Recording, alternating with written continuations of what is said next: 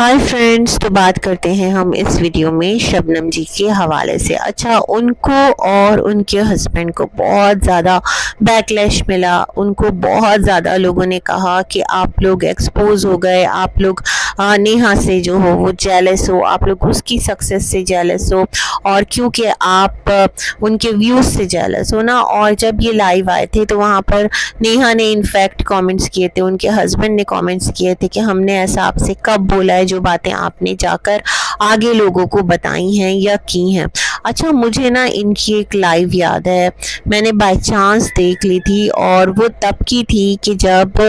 नेहा ने बहुत बड़ा एक खुलासा किया था, और जहाँ पर कि वो अपने मामू के बारे में ही कह रही थी कि बेसिकली उनके मामू जो है ना वो बिक गए, और सबा जो है वो सबको पैसे दे देकर अपनी तरफ कर रही है, अपनी साइड पर कर रही है और ख़रीद रही है ना। कुछ इस तरह की बातें एनएफ ने की थी, और बताया था कि जो सनी की बहन है वो उनकी मुमानी है, और बहुत सारी बातें एक उन्होंने की थी। तो मुझे लगता है इस सिनेरियो में तो हम सबको ही पता था कि जो इनकी नानी है एनएफ की, खुद एनएफ ने भी बताया था कि सबा जो है वो उनके घर गई तो पूरा एक सीन क्रिएट किया गया, वरना उनके घर में इस तरह से नज़रें नहीं उतारी जाती, और ब्ला ब्ला ब्ला। अब पॉइंट इज़ दैट कि जिस घराने को आप सबसे ज़्यादा नोटोरियस और बदमाश घराना कहते हैं मौदाआ का, उसको आपका ही घराना अगर वेलकम करे, रीज़न आप चलो ये बोल रहे हो कि वो ख़रीद रही हैं, मतलब आप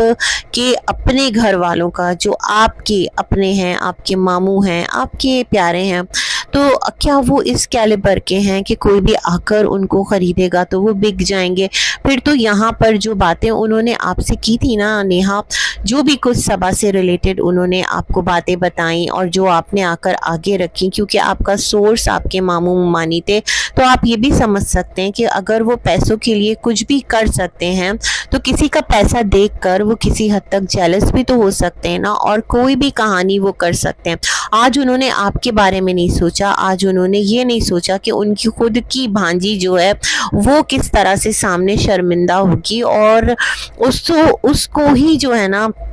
सबके सामने बुरा बना दिया है ना। तो ये वाली बात मेरे ख्याल में आपको समझने की ज़रूरत है, और इब्राहिम्स को आप जो भी उनके वीडियो के थ्रू एक्सपोज करती हैं, जो भी चीज़ वो वियर्ड करते हैं, जो भी चीज़ वो गलत होती है, ठीक है कीजिए, बट उनकी निजी लाइफ में वो क्या हैं और वो क्या नहीं है, ये तमाम तर सिलसिले ना मुझे बहुत ज़्यादा अजीब व गरीब लग रहे होते हैं, मुझे बहुत ज़्यादा ख़राब लग रहे होते हैं। जैसे आपने आकर यहाँ पर एक MR मासूम रिश्ता जो है उसकी यहाँ पर एक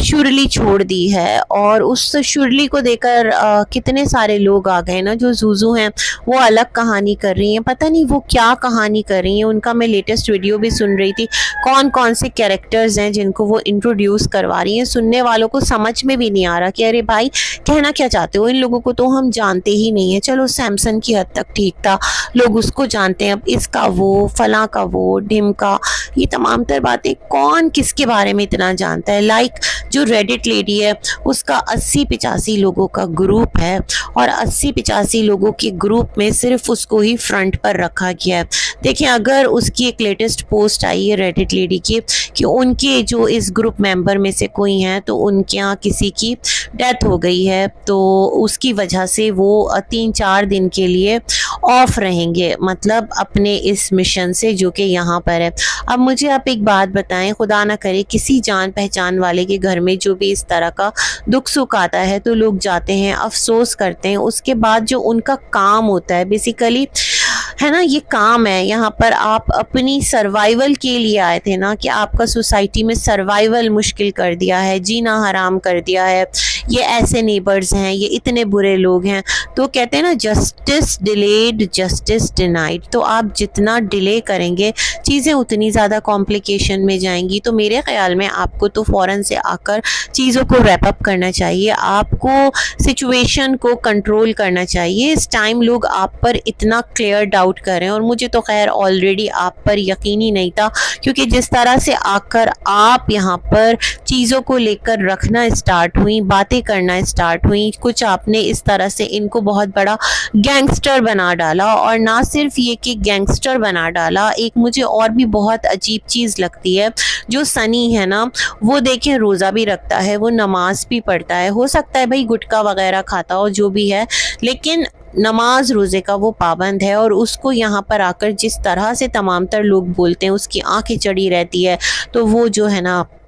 ड्रिंक करता है। लोग कहने लगे आपसे ये भी डिमांड कर रहे हैं डेल्टा का क्या सच है, तो आप डेल्टा का सच बताएं। तो अभी आप उसकी भी एक पूरी सीरीज लेकर आएंगी। मतलब कहीं पर भी जो है ना ये घराना जो कि इतना ज़्यादा बदनाम अकॉर्डिंग टू यू पीपल है, तो उनको कहीं पर भी कोई रोकने वाला नहीं है। ये इतने ज़्यादा पावरफुल हैं, है ना। यानी अगर आप देखें तो सलमान खान, उनके साथ यहाँ पर कुछ इश्यूज़ हुए थे, उन पर केसेस हो सकते हैं, सब जो है वो ग्रिप में आ सकते हैं, रैश ड्राइविंग या ड्रिंक करके ड्राइविंग, जो भी मामला थे, लेकिन सनी ग्रिप में नहीं आ सकता, वो सबको ख़रीद लेता है। बहुत हैरानगी का मेरे लिए ये पॉइंट है। दूसरा, रिज़ा से रिलेटेड आपने आकर उसका एक अफेयर यहाँ पर फैब्रिकेट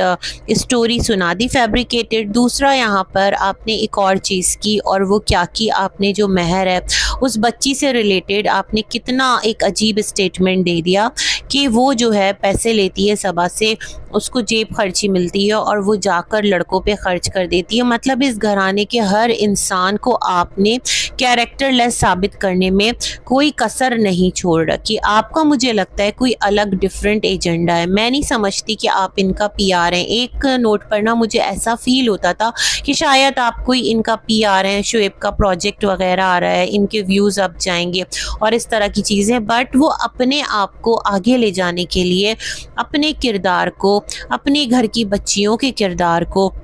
और अपने बच्चे की जो एक उसकी जो एक फिज़िकल जो भी एक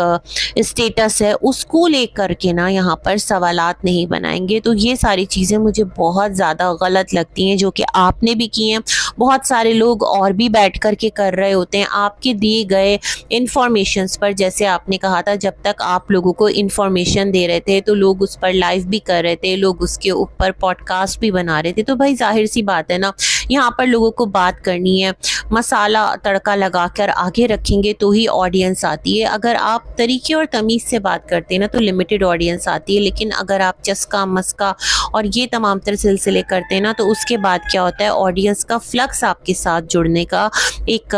पैटर्न स्टार्ट हो जाता है। तो ये वाली चीज़ मुझे लगती है। बाकी भाई अभी तो एक्सपोज का सिलसिला जारी है। इब्राहिम फैमिली वो मेरे ख्याल में इस वक्त हाथों में चाय का कप, कॉफ़ी का कप लेकर और पॉपकॉर्न लेकर आप लोगों का जो तमाशा है ना वो देख रही होगी, कह रही होगी आप लोग हमें एक्सपोज करने चले थे, आपके तो खुद के जो दामन है ना वही क्लियर नहीं है। बस इसी के साथ रिव्यू करते हैं एंड मिलेंगे एक और वीडियो में, तब तक के लिए अल्लाह हाफ़िज़।